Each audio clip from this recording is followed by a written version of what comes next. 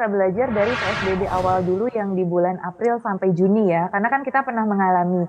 Nah, pada saat itu perekonomian kita, di nasional misalkan terkontraksi dari seharusnya misalkan sekitar 5 menjadi di kisaran 2,5 sampai 3 ya. Jadi artinya adalah ada penurunan di situ akibat dari PSBB. Itu memang sudah pasti karena kapasitas dalam perekonomian itu tidak bisa beroperasi secara optimal. Karena apa? Karena tidak semua sektor bisa shifting kepada sektor digital.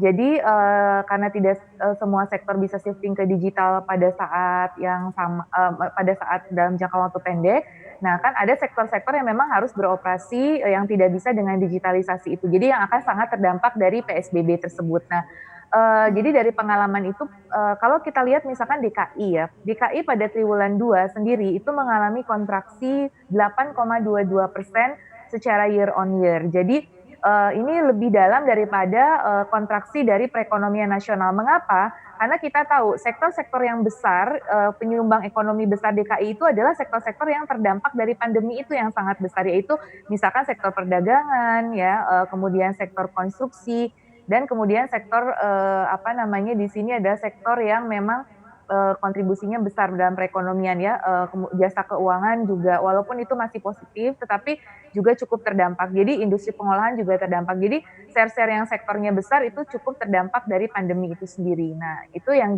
jelas akan sangat mempengaruhi DKI, seperti itu, dan juga di nasional. Jadi PSBB ini memang akan menimbulkan, tentunya dampak. Tapi tadi, memang ini harus dilakukan karena ya itu tadi seperti Pak Anies sudah sampaikan kan rem ini memang perlu. Jadi di satu sisi kita ingin mengejar pertumbuhan ekonomi dari sisi gasnya, tetapi dari sisi remnya, rem kesehatan itu tetap harus, balance di situ.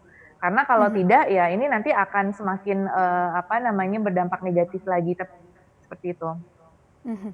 Dan dengan PSBB total ini, bagaimana pandangan Anda dengan daya beli masyarakat? Kita ketahui pada awal PSBB yang lalu begitu ya, ini banyak sekali terjadi yang namanya perumahan sementara atau bahkan PHK. Nah, dampaknya terhadap daya beli masyarakat dengan diterapkan kembali PSBB total ini seperti apa dari pandangan Anda?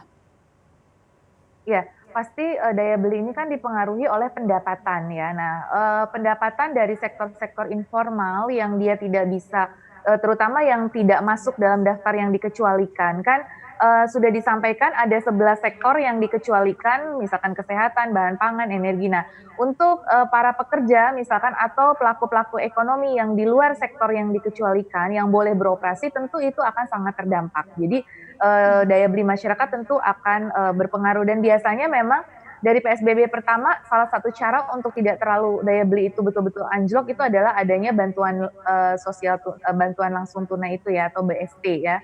Nah Mhm. itu dari BST itu tujuannya adalah untuk menjaga daya beli. Nah, itu yang mungkin perlu dipikirkan oleh pemerintah dari sisi PSBB ini adalah konsekuensinya untuk menjaga daya beli itu sangat penting yaitu dengan adanya bantuan-bantuan ini. Nah, nanti harus dilihat kemampuan dari APBN ataupun APBD untuk menjaga agar daya beli ini tidak, jatuh secara ekstrim.